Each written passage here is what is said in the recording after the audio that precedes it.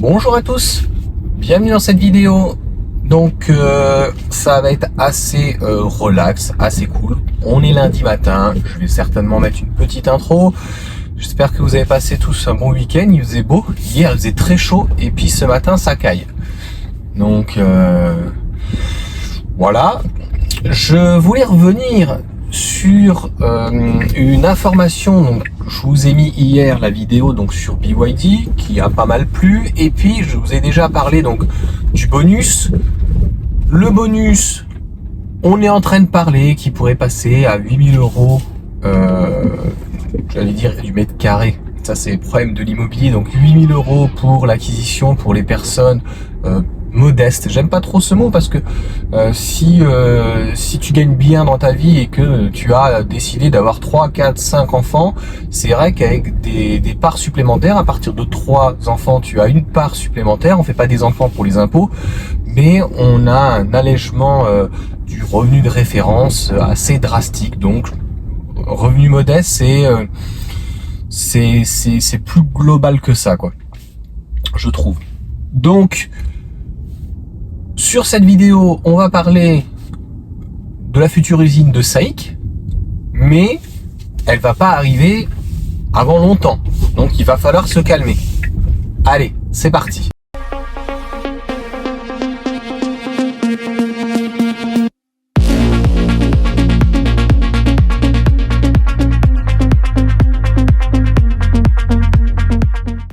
Je vois des messages en disant: oui, mais comment se fait-il que l'État puisse interdire les voitures chinoises? Alors, il n'y aura pas que les voitures chinoises. Je pense par exemple au Mach-E, je crois qu'il n'est pas fait en Europe, hein. Mais il n'y a pas que le Mach-E, hein, bien sûr.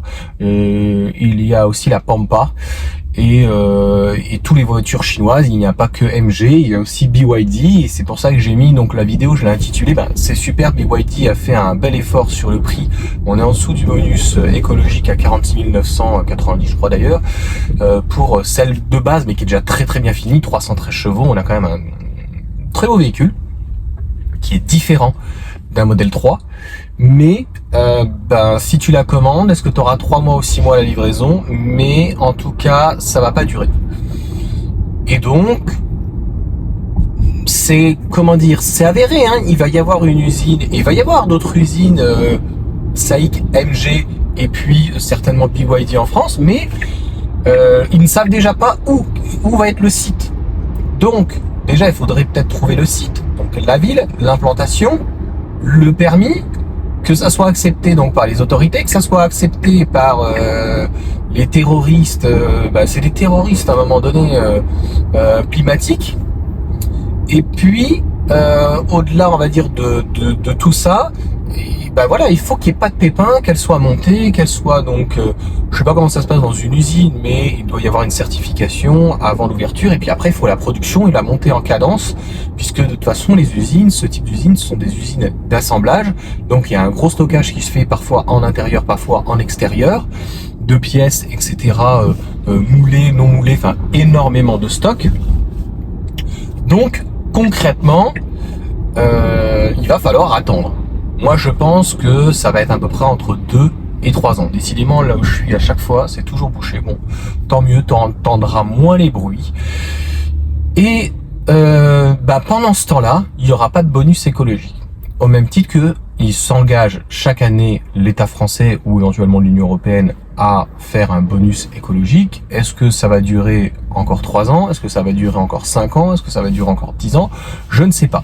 Et j'ai eu encore une question hier, très bien, je n'ai plus le pseudo, zut, qui me disait comment l'État français, là en l'occurrence c'est la France, mais ça pourrait être l'Union européenne, peut, alors non pas taxer, parce qu'il y a quand même des frais de douane de partout, hein, en Europe, et puis en France, et puis en Chine, t'inquiète pas. Mais comment ils peuvent ne plus proposer le bonus? Enfin, c'est une attaque contre la Chine. Enfin, grossièrement, c'est ce qu'on sous-entendrait. Mais il y a une guerre commerciale qui existe depuis à peu près 30-40 ans, donc on n'a rien inventé.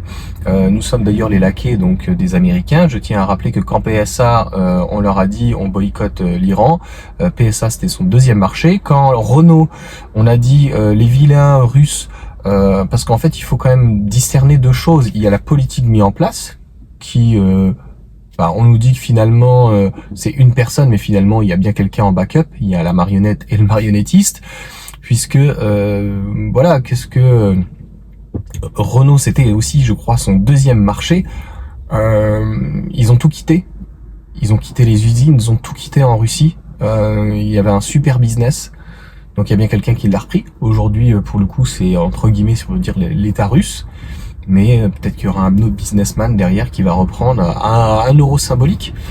Donc c'est quand même fou là-dessus. Il n'y a plus réellement de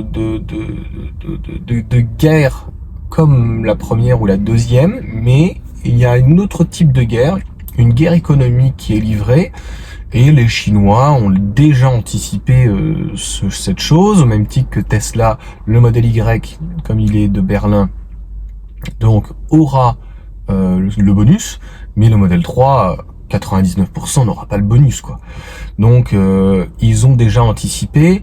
J'ai Ben pour le coup aussi qui m'a dit que la Dacia Spring reviendrait peut-être en France. Donc elle reviendra en France. Ça restera un châssis certainement qui vient d'Inde ou quoi que ce soit, un peu comme la IC3, et on finirait l'assemblage. Ils inventent rien, c'est des choses, je dirais, qui sont faites dans le luxe. Quand tu achètes une ceinture Louis Vuitton, c'est marqué par exemple Made in Spain. Bon, le cuir vient quand même d'Espagne, n'est pas en France, c'est assemblé peut-être en France ou ailleurs. Des fois, il y a des trucs Made in France, mais ce n'est que assemblé, donc c'est fait clairement ailleurs. Donc c'est que l'assemblage qui se fait sur place. Encore une fois, on n'est pas là pour dire si c'est bien ou si c'est mal. Moi, je pense que ça va dans les choses, et puis ça va peut-être inciter pour le coup les Chinois, à ouvrir des usines en Europe. Mais encore une fois, on ne sait pas du tout où. Donc, et ça va être très bien accepté par notamment SAIC, fait partie donc du Parti communiste chinois, et il y aura aucune attaque. La MG4 par exemple standard à 30 000 euros sans le bonus, c'est de toute façon la mieux située. Même si une Mégane était à, je sais pas, 36-38 000, c'est vrai qu'avec un bonus de 8 000, elle se rapprocherait de la standard. Mais il y aura toujours des gens qui préféreront peut-être la MG4. Donc il faut de tout pour faire un monde. Profitons de ce bonus, décryptons ensemble les mouvements, on va dire, économiques. Tout ceci est, encore une fois, et je me répète, il faut bien le comprendre, une guerre économique. Nous avons bien eu une attaque chimique. Donc là, c'est une guerre économique, et les Chinois ne vont pas répondre. Ou alors ils vont y répondre économiquement avec des prix plus bas. Sur des batteries ou quoi que ce soit, ils sont capables, le Parti communiste chinois est capable de vendre à perte. Ils ont le droit. Pour envahir les véhicules chinois en Europe. C'est que ça regarde après, mais qu'est-ce qu'ils pourront faire donc j'entends bien le mot en disant, bah ouais, mais bon, s'il n'y en a pas de bonus, en Chine, il n'y aura pas de bonus. Mais en Chine, de toute façon, il n'y a pas de bonus. Par exemple, aux États-Unis, si tu construis pas tes batteries aux États-Unis, t'as pas d'aide. Si tu construis pas le véhicule aux États-Unis, t'as pas d'aide. Ça s'appelle du protectionnisme. Et au-delà du protectionnisme, je pense que c'est vraiment du bon sens. C'est-à-dire que les métaux, t'es bien obligé de les extraire là où ils sont. Mais à un moment donné, peut-être que, entre guillemets, il faudrait peut-être, je dis pas les assembler, mais au moins à un moment donné, les réunir à un point qui est le plus proche.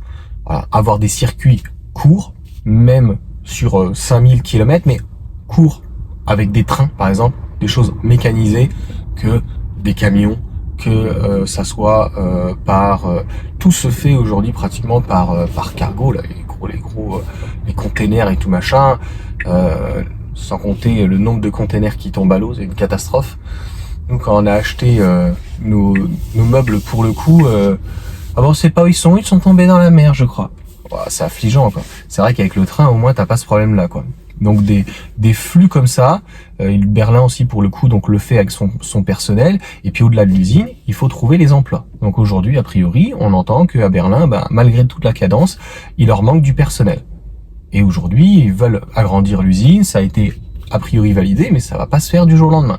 Donc ne mettons pas la charrue avant les bœufs.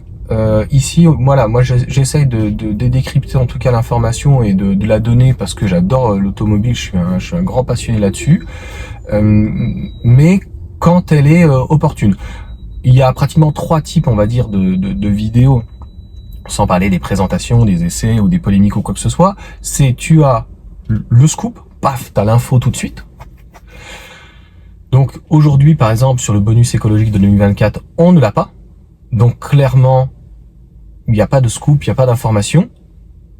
Il y a des informations qu'on aurait pu avoir, comme par exemple sur la MG4, 2-3 mois avant de ce qui allait se faire. Et puis il y a l'anticipation. Donc là, clairement, je suis incapable d'anticiper, de savoir si le bonus il va perdurer pendant 2, 3, 4, 5 ans. En tout cas, c'est une bonne chose que l'Union européenne ou la France essaye d'attirer des marques chinoises en Europe. Encore une fois, la France ne dit pas venez sur notre sol, mais ça sera peut-être dans les pays de l'Est ou en Espagne, en Italie, que sais-je. T'as bien vu que le monde est globalisé, on va dire que c'est plutôt nos élites qui sont directement contre nous, hein. C'est plutôt ça la guerre, hein. Et puis la guerre économique, donc encore une fois, la Chine ne répondra pas au fait que le bonus, les modèles chinois, entre guillemets, n'est plus le bonus, même Geely, donc Lotus n'a pas le bonus, mais la hashtag One, qui est un bon véhicule et l'hashtag 3 pour le coup, et ben elle aura plus le bonus l'année prochaine. Donc après ils avaient qu'à anticiper à un moment donné. Donc moi je pense que des fois c'est un petit peu, tu dis que c'est la voiture est écologique et environnementale et tout. Encore une fois, t'es bien obligé d'extraire les minerais là où ils sont. Mais à un moment donné, pour recréer aussi de l'emploi, on pouvait certainement assembler ailleurs. Surtout, la Chine a une croissance de fou, un petit peu moins actuellement. Et puis, t'inquiète pas que les Chinois sont pas, comment dire, ils ont leurs problèmes aussi. Ils ont des problèmes notamment avec de gros immeubles immobiliers.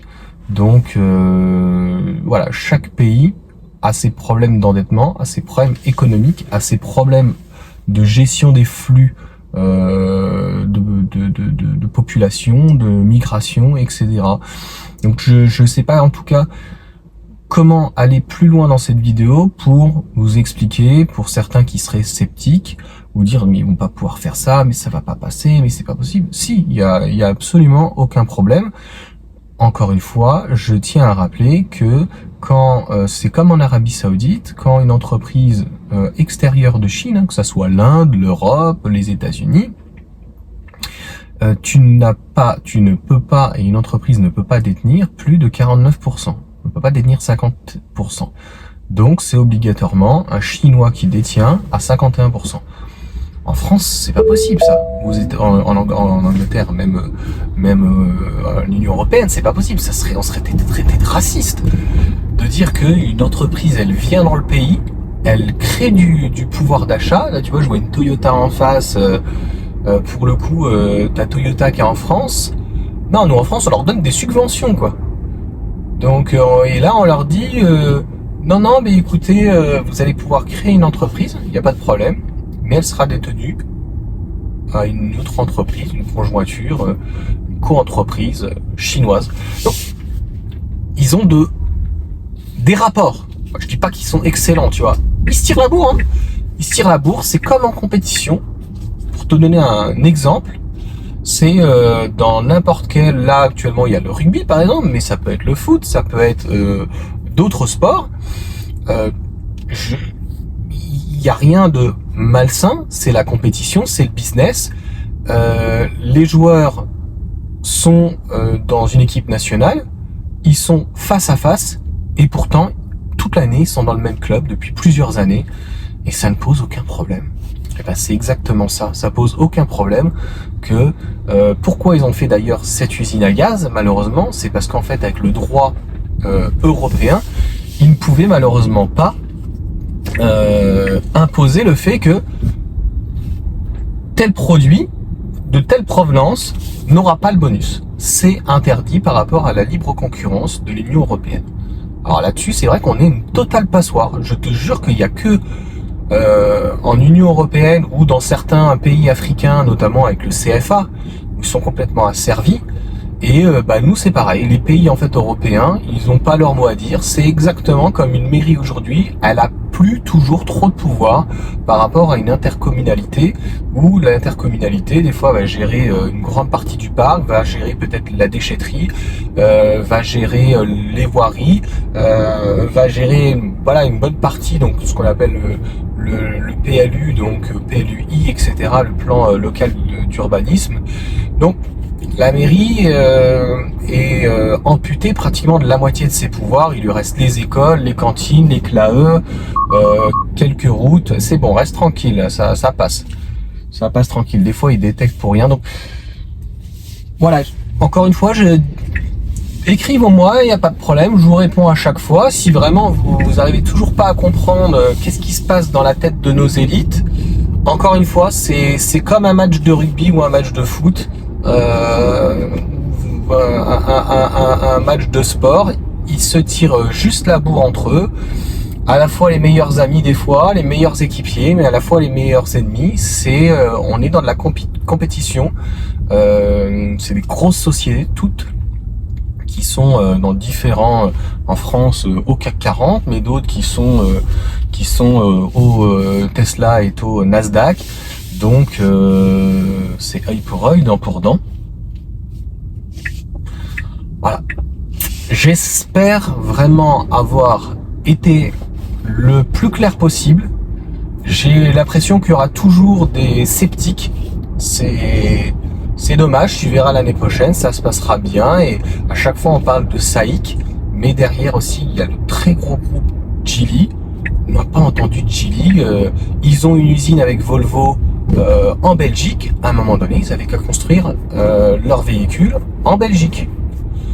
Donc moi encore une fois, ça ne me choque pas que le bonus soit réservé à des véhicules assemblés, même pas en France, en Europe, parce que là on peut pas mettre en France, c'est pas possible, mais en Europe. Et encore une fois, ils le savaient depuis pratiquement 1 ou 2 ans que ça allait retomber sur le coin de la gueule, puisque les États-Unis le font. Et encore une fois, sur le bonus, c'est très compliqué. L'Angleterre a arrêté leur bonus, mais eux, ils sont très libérales. Les États-Unis, malgré qu'ils soient très libéraux, ils sont quand même très sociaux, donc continue. Donc, si tu as une boule magique, tu me le dis. Un jour, peut-être, ça fera office d'une vidéo en disant jusqu'où ils mettront leur bonus écologique. Franchement, moi, je sais pas. Si tu as la réponse, tu me le dis. Ça peut durer encore 5 ou 10 ans. Ça fait déjà plus de 10 ans. Allez, je vous souhaite une bonne journée et puis une bonne semaine puisqu'on est lundi. Je pense que la vidéo ira donc lundi soir, lundi en fin de journée tranquillement. Et encore une fois, j'espère que j'aurai fait de la plus grande pédagogie là-dessus pour être le plus clair possible. Allez, ciao!